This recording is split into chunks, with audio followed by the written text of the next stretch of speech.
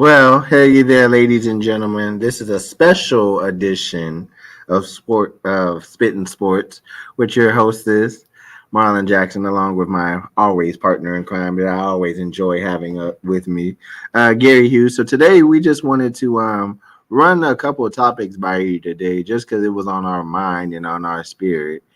And before we go too deep into this show, my co-host, has to change uh his picks that he had for the playoffs so he could let you guys know who he picked and that he's sorry that he picked them. And then we'll go from there. But the two topics we have today for you guys is, should QBs get praise for accepting the blame for losing playoff games and regular season games? And the other topic we have is what's going to be the outcome moving forward with the Eagles and the Cowboys after that first round loss. So with that being said, I'll go ahead and let my co-host go ahead and say his spill on that, and then we can go ahead and get things on the ball going. Yeah, I'm gonna start off by saying I'm sorry for all that you. Oh, forgot the rule. Yeah, but I had made some predictions. Uh, who was the first one? You had Buffalo and Pittsburgh. That was one of your ones you had, and then you had Dallas and Green Bay. So I chose Pittsburgh. Yeah. That might have been just me just hating on Josh Allen. Um, so that might not even have been a smart. What am I trying to say? Thought out. But moving on to what was that? What was the game before the Eagles? Dallas and Green Bay. Cowboys. I'm sorry. I thought the Cowboys would beat Green Bay.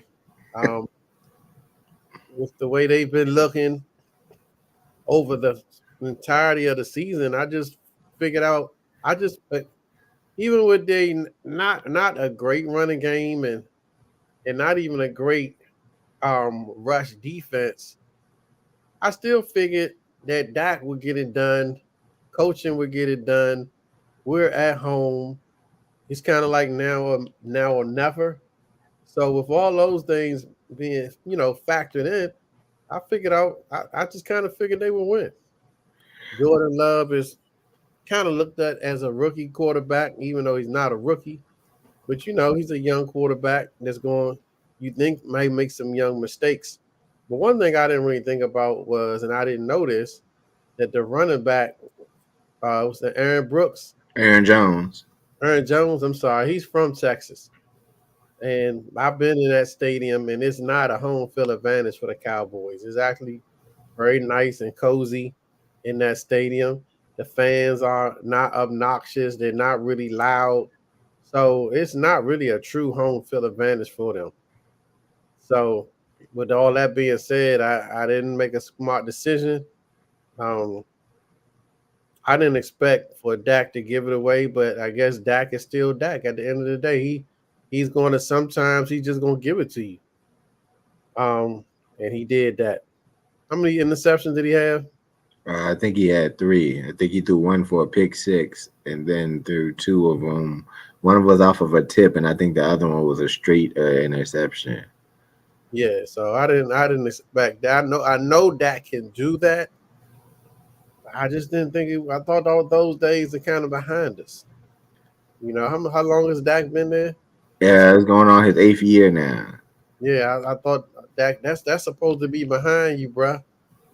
I talked to a colleague of mine, and he was like, "It's not Dak's fault." And he sent me this link about how Rex Ryan was saying it's not Dak's fault. But I know we're going to talk about that a little bit more later. So let me move on to the Eagles. I just thought Jalen Hurt would just show up. I just thought he would, and he just didn't. I know they got some injuries going on, but even back with Cowboys, they just didn't look like they came to play, and that's the new. I guess that's the new NFL now. I mean, once upon a time, even a team, even if a team you knew they were going to probably lose, but you knew they was coming to play. And this not coming to play in the playoffs is very, very unusual. It's very mysterious, almost like how do you all show up and not play? I mean, punch somebody in the mouth, get an unsportsmanlike conduct penalty, but kind of just let your fans know we fighting today. It's all or nothing, right? So yeah, I mean, and then Baker Mayfield for Tampa Bay. I mean, Troy Aikman wanted to make him seem like he was the next best thing to Joe Montana. This man, he on his fourth team, and yeah, I know he was the first pick in the draft. How many years ago was that? Uh, 8 years ago, back in 2016, 2017. Yeah, but that man was overrated, overhyped. He still is. Um, and it just showed how bad the Eagles' defensive secondary really is. I mean, them receivers was wide open. I mean, he even had Baker Mayfield had some couple guys that dropped some passes. So yeah, they made him look like the next coming to Joe Montana, even though he on his 14th. And, but that's what happens, with those guys. Sometimes, you know, the white quarterback is going to get the advantage of having second and third and fourth chances. And after having so many chances, you're going to have some type of success. So I'm surprised that the Eagles lost. I'm not surprised at really what Baker did. I mean, he been around for a while now.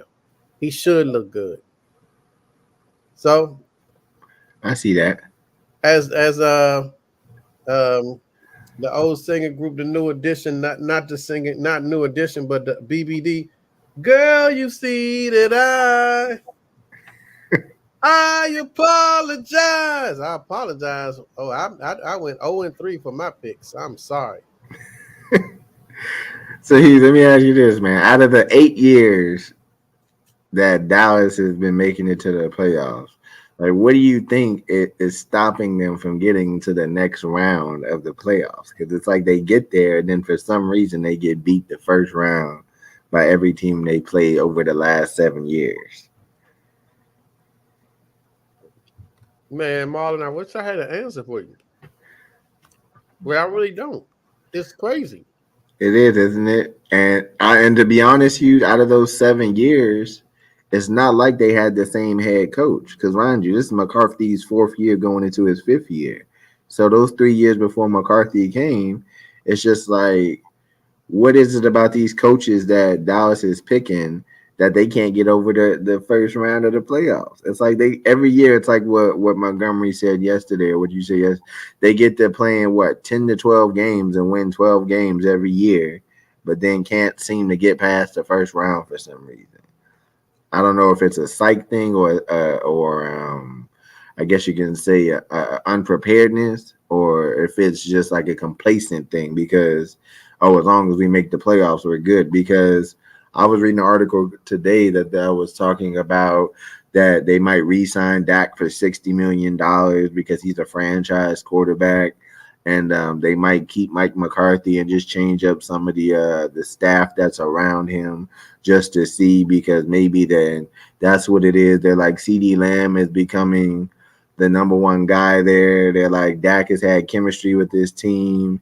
He's the guy that they want for their franchise. But it's just like, how good are you going to be with just making the playoffs? Like, if that's what your goal is, yeah, Dak's your guy. Hell yeah, he's a hell of a guy. But if you're trying to win a Super Bowl, I really think that after 8 years, I think it's time for a change, because everybody keeps saying, "Oh, this year's the Cowboys' year. This year's the Cowboys' year."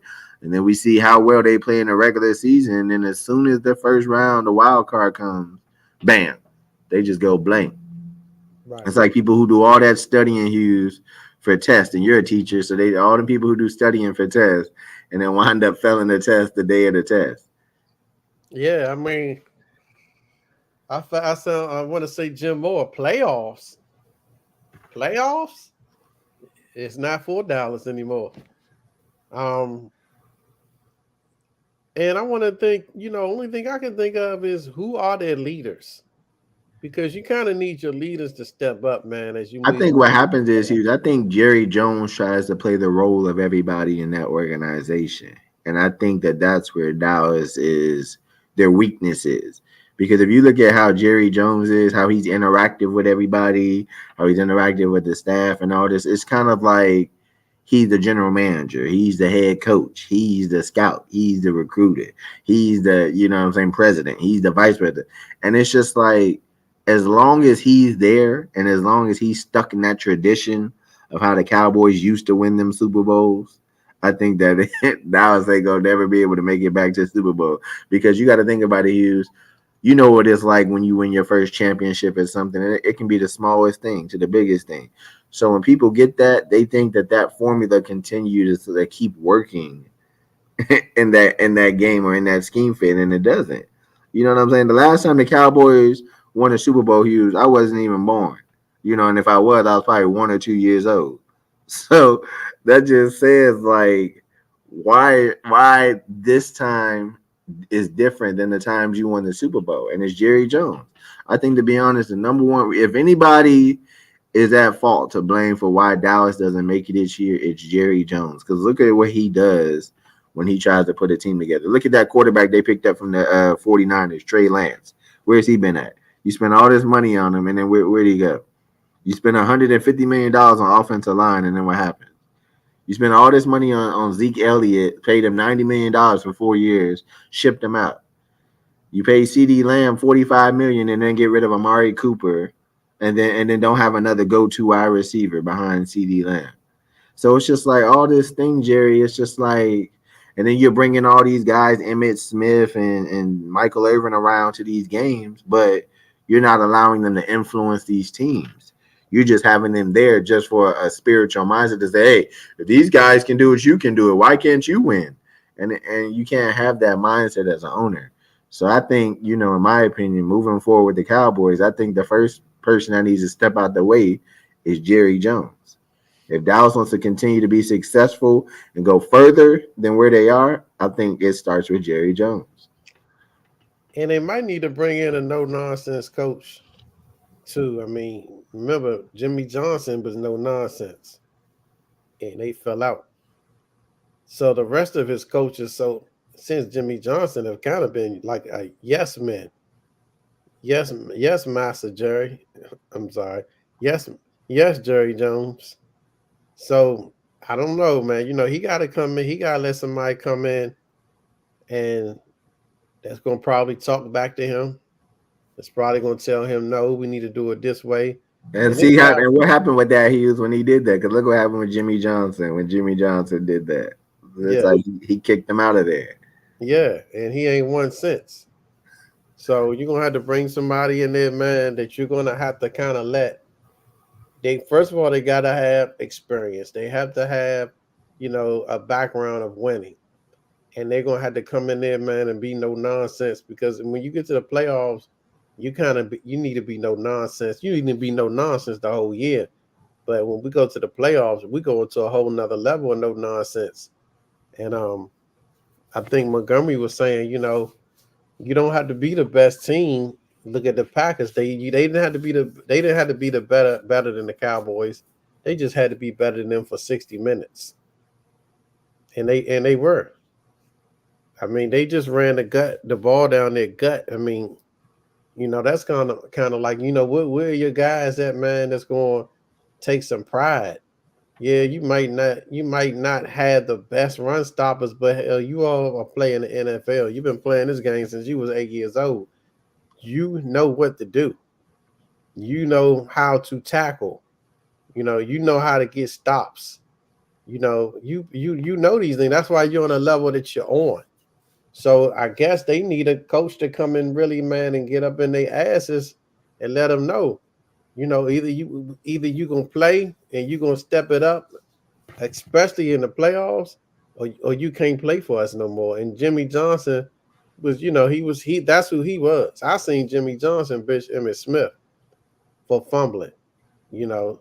So you need somebody that has that kind of discipline with them. I'm not saying they gotta be beat with a slave, beat with a whip. Psh, psh, psh. No, but it's serious. And for them young guys that's making all that money, Marlon, they probably don't even care about moving up in the playoffs because, it's different than 25, 30 years ago when guys was making 70, $80,000 a year and they had to go work in the off season and sell cars and stuff. These young guys don't got to do that anymore. They getting good money. So that's even more important to have a master of men. You know, I'm not opposed to, people think Belichick, but man, I'll bring prime time in there. Prime time played the game. He has the Super Bowl rings. He's smart. He knows what he's doing. And I think he can relate to those young guys. I think they still respect Dion. So Jerry gonna have to answer your question. He gonna have to bring the right person in, and he gonna have to step back. And that's gonna be hard for him, Hughes, because he's been part of that organization for 35 plus years. So him, he's not about to let the reins go for anybody. And I think, like I said, that's Dallas' bill. Because I agree with you 1,000%. We know Dallas needs a no name, a no nonsense head coach. But the question is, does Jerry Jones know and feel that they need a no nonsense coach? Because he wants a yes man. He wants somebody to kiss his feet and kiss the ring like the Godfather. Mm-hmm. You know what I'm saying? And that's what, like you said, I think that moving forward, if Jerry Jones doesn't step back and you don't add more receiving core to Dallas, then Dallas is not going to go past the first round moving the next 5 to 10 years. Right. And that's how I look at it. And with Philly's biggest downfall is, and I'm gonna say two of these because you brought up a great point yesterday with Jalen Hurts. He got that bag. So once Jalen Hurts got that bag, he was not playing like he was hungry. He was playing like he's full, like he was fed. Right. Like what I need to keep eating for. I'm good. He's Right. just like my best wide receiver is out. He's like my defense, my other best corner is out for the season. He's like I'm playing with guys that or just to be here with no energy or excitement to win. So it's just like, what am I sitting here going to injure my finger for, my leg or my arm for, when I already know I got 50 million guaranteed sitting in the bag. Right. And I think Jalen Hurts, that payday changed him because before he had that payday, he was humble. Mm-hmm. He didn't do much. He didn't say much. He just did what he needed to do to win the games. Right. And continue to take the Eagles all the way to the NFC and to the Super Bowl.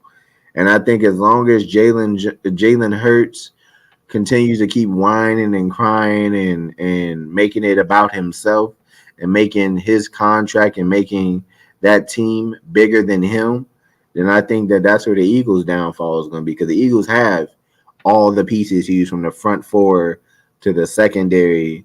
They might need to get another better safety and another corner, but to be honest, they have one of the best front fours after the Rams and the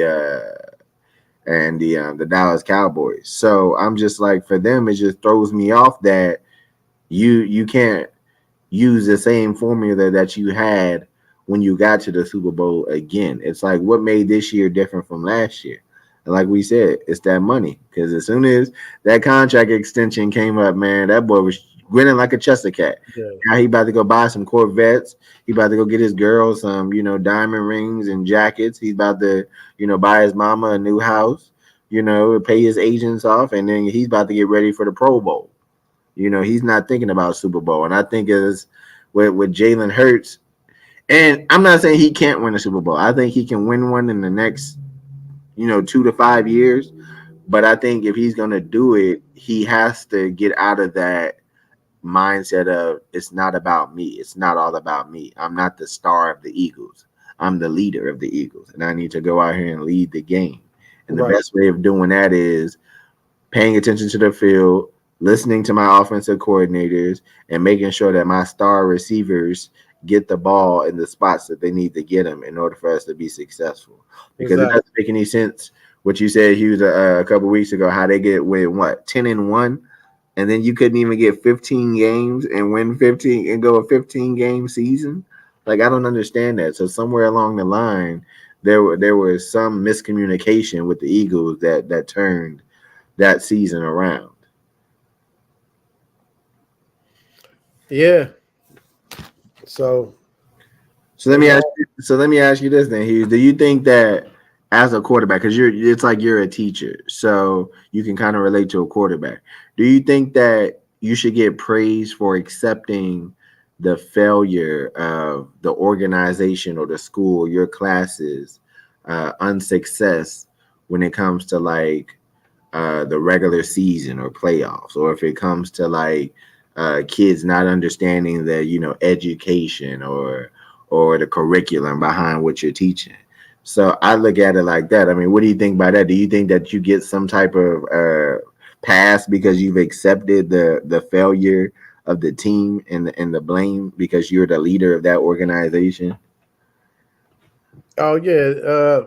Certain quarterbacks definitely get a pass regardless of whether their team wins or loses. Me and co-host Montgomery, we talk about this all the time. But Montgomery, and I don't want to speak so much for him, but I would think he would recognize his overall um, thinking is if we have an elite quarterback, then even when we lose, they still give us a better chance to be successful. Mm. And even if we have a bad year, that elite quarterback is always going to give you optimism for what could happen the next year and the next year. Because look at your So boy Justin Fields and your boy Dak Prescott. Those are the only two quarterbacks I've seen that owned up to those losses or their team's losses for the season. yeah, yeah. So like I said, certain quarterbacks the NFL definitely want to promote. Um, I'll use Josh Allen. He can throw 3 interceptions, but if Josh Allen runs for 120 yards and they pull the game out, well, even if they lose, his his interceptions are forgiven. They're not really talked about.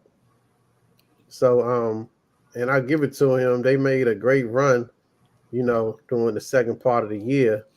But at the same time, he is responsible for a lot of those losses that they had early. But what people don't really want to talk about it, they Mm. fired the offensive coordinator. And then they did start winning. They only lost one game since then. But come on, man. Like I said earlier, these guys are professional athletes, man. It can't always be on the coach. And yeah, they definitely it's a pass happy league. The NFL promotes passing. They promote. They love these quarterbacks. You can't hit them. Um, it wasn't like this. I know when I first started watching football, it was more of a run league. But the AFC would throw the ball a little bit more. But now it's like you got to stand behind that pocket and you got to be able to throw. And if you can't consistently read the defense and make those throws, if you're not a first round pick, you won't be around long. So certain guys, Marlon, get preferential treatment to make mistakes. Unfortunately, some of our black quarterbacks, they don't have a longest leash as the white guys. I mean, people talking about replacing Dak.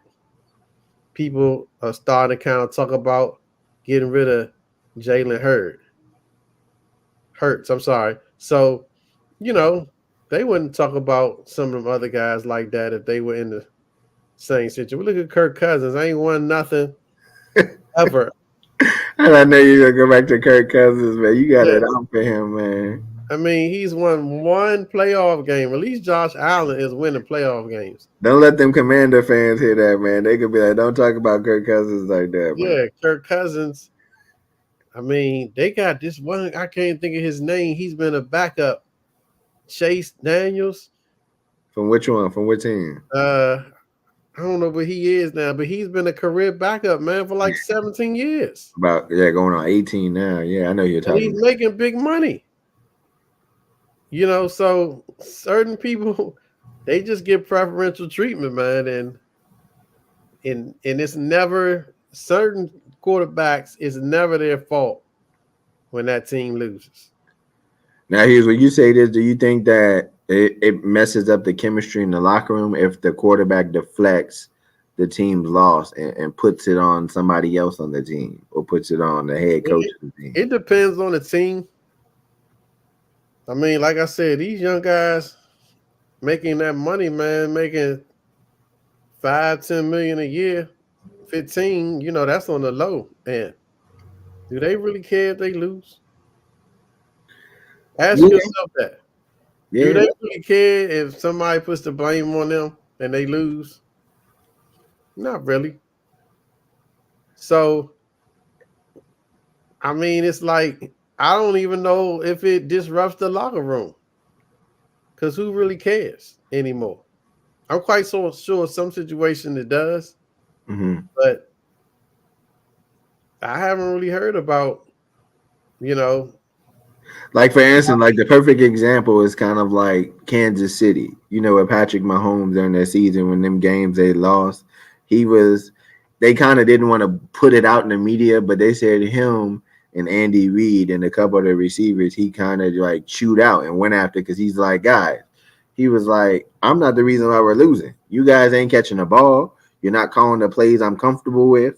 He's like, I'm not getting protected. He's like, and then when I do throw the ball, he's just like, I gotta run to throw the ball. He's like, and then he's like, guys aren't making plays. And he's like, what else do you want me to do? He's like, I can only do so much. And not to take away anything from Patrick Mahomes, because he's a great quarterback, but I think when you start pointing the finger at people, I kind of think that people don't want to be around you. You know what I'm saying? Because you're like, what are you pointing? What are you singling me out for? Like this is the whole team. It's a 53-man roster. I may have dropped one pass or added to the loss, but that don't mean that I'm the contributing factor of the right, game and how it turned out. right, And I kind of feel like with Dak and Justin Fields and your boy Cam Newton and your boy Colin Kaepernick, I respect them for owning up as a black man in this industry to own up to the faults of the organization and the flaws that the organization had because that shows their character that they can go out and continue to continue, excuse me, to keep being these successful black men in the industry that's predominantly white. I mean, let's just put it like that. I'm not going to sit there and sugarcoat it, but these guys know that that they're on a short stick and they know that whatever they say or whatever they do is being monitored all day, every day. So I think for them to accept that, it's good, but it's not always good because then after a while, people are going to say, they're going to start looking back at him and man, well, maybe it is Dak. Maybe it is Justin Fields. Maybe it is Cam Newton. Maybe it is Colin Kaepernick. Maybe it is Jacoby Brissett. Maybe it is Lamar Jackson. And it's just like you can only take blame for so much, but you don't want to take blame for everything, even though right, you're a leader. right. And I think that that's where I think that it's going to be Dak and Justin Fields guys' downfall is trying to take the blame for everything when it's not your fault. Exactly. You know what I'm saying? You can Yeah, only do so much as a quarterback. It's two teams. It's an right. offense and it's a defensive team. You don't control both teams. Team game. You control the offensive side of the team and the defense controls the defensive side of the team. Right, So if the defense is not shutting down the other team's offense, that's not your fault as a quarterback. That just means that that team, your defensive team, is making it harder for you as a quarterback to come back out there and score the ball because now you're down instead of being at where you were at. So at the end of the day, I praise Dak and Justin Fields for owning up and being the leader and taking the responsibility for it, but I don't think they should make that a crutch to continue to keep using moving forward in the season. right, right, right. I mean, I agree with you. They have to understand it. It is a team game, and a lot of this falls on the media. The media, they create who they want to be the heroes. They create who they feel like gets passes on, when interceptions and the team not winning the playoffs, they create that scenario. And it's kind of a sad thing that we have to fall in line with it to continue to play, to continue to bring this money in. So it's going to be interesting as it's almost like you would want a black quarterback to continue to be successful and win Super Bowls. So some of these kind of like monkeys can be pulled off the backs of the rest of them. Like they don't have to walk in a straight line and be um, perfect to still be respected and revered. As quarterbacks in the National Football League, like their white counterparts. I'm with you on that, man. So, like I said, Hugh, because we're gonna wrap this one because this was a special. So, let me ask you this, ending with this question: do you feel that, and it's probably a two-part, do you feel that Dallas needs to move on from Dak and Mike McCarthy?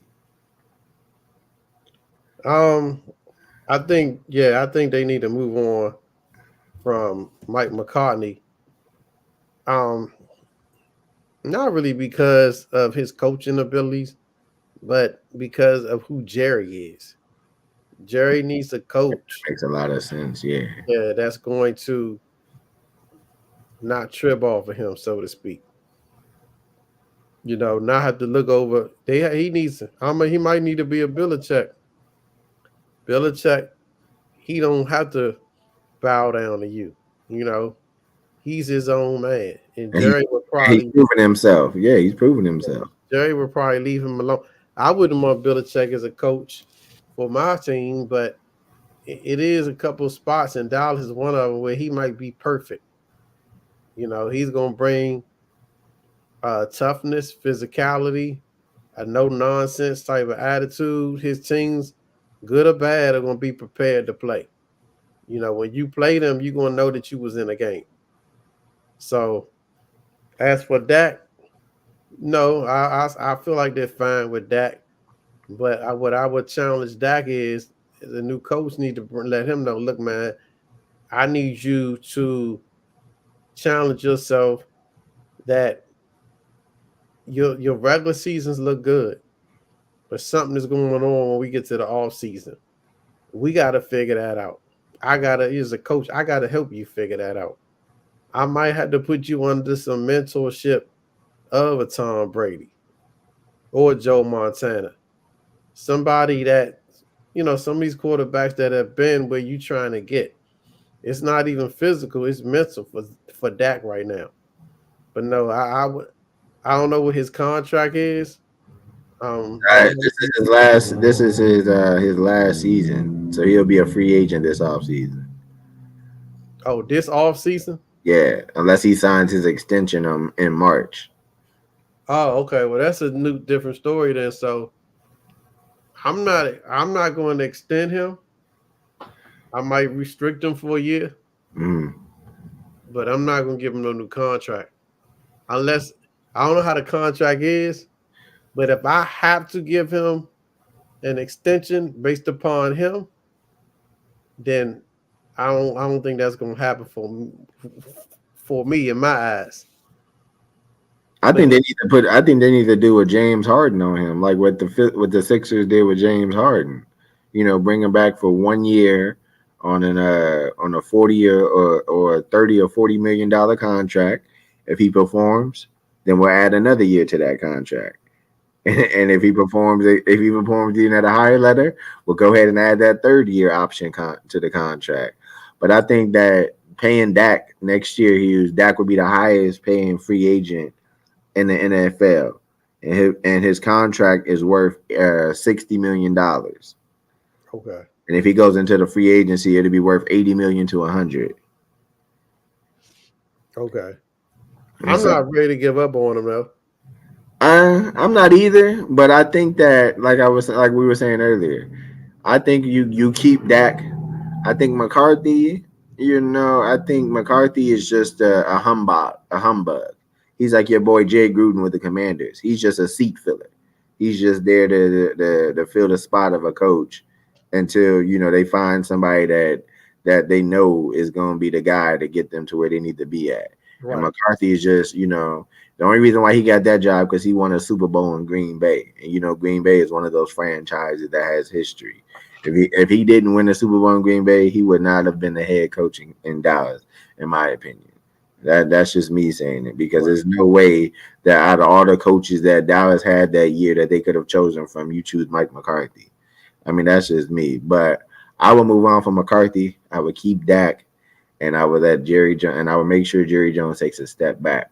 Now, as far as Philly, do you think Philly is, do you think Philly needs to change anything, or do you kind of think that their downfall is just that Jalen Hurts and AJ Brown weren't on the same page? And I think, to be honest, in my opinion, I think you got to get rid of Jalen Hurts. I think, to be honest with you, because he's a great quarterback, but now that he's gotten that money, he's now taking himself from being a status quarterback to now an okay quarterback. And then moving forward in his career, now he's going to go to an average quarterback. And then moving from there, he's probably going to get down to where now he's going to be like a Donovan McNabb, a guy we gave high praise to, and then look what happened. He's always crying or got an excuse for everything that happened. And I think with Jalen Hurts, I think you move on from him. I think you keep the rest of that Eagles team.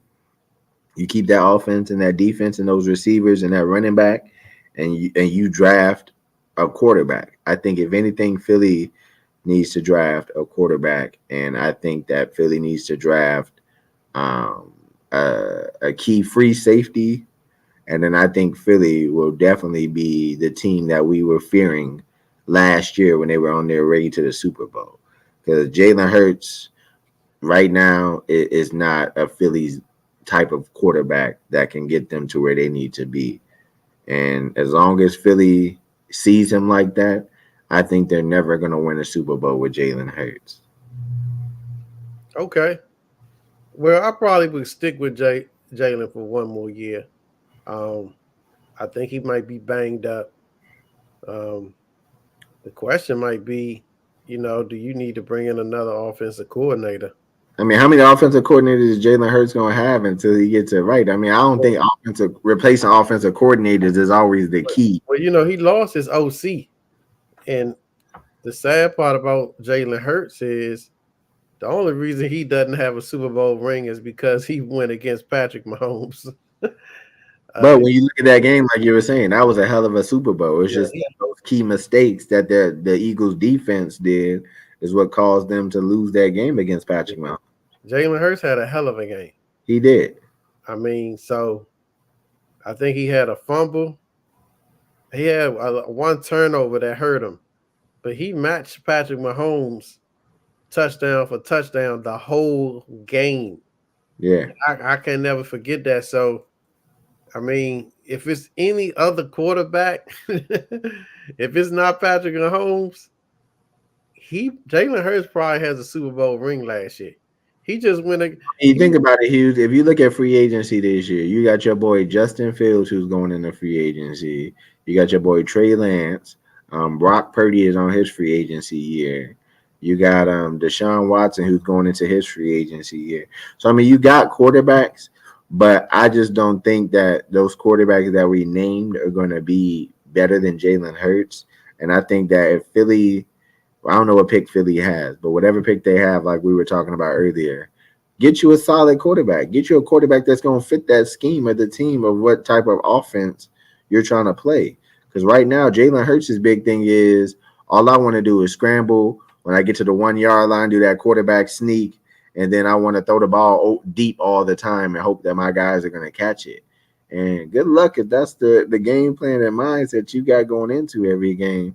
And the offensive coordinator, I know the quarterback and offensive coordinator have to be in sync, but I don't want to keep changing offensive coordinators because then he's going to have to keep adjusting and keep adapting and keep trying to figure out how this offensive coordinator fits into the scheme fit of the Eagles and how he can fit into the offensive playbook and the offensive plays. So I think you stick with this offensive coordinator. I think you add pieces in the play calling booth that they have. and I think you get rid of Jalen Hurts, and I think that the Eagles will have a great, franchise moving forward without Jalen Hurts. Because after you just paid him that money, I guarantee you're not going to get that workhorse Jalen Hurt that we've seen in the Super Bowl. Okay. We'll see what happens this offseason. Oh, we We got definitely will. So you guys, we thank you guys for tuning in on this special edition because we wanted to get this off of our chest because these playoffs is really exciting. So to me, it's anyone's ball game now. Looking at the rest of these teams moving forward, so it's hard to tell. But a lot of people are saying San Fran and Baltimore, but I'm not going to count out these other teams that San Fran and Baltimore has to play. And so, to be honest, we'll let you guys know next week what we think of who's going to make it to the playoffs after we watch the games this week. I mean, who's going to make it to the Super Bowl after watching these games this weekend coming up. And we'll let you guys know. So thank you for tuning in on this edition. Enjoy the rest of your week. And we will get back to you guys Sunday with our predictions of who we feel is going to win the Super Bowl in 2024. Thank you.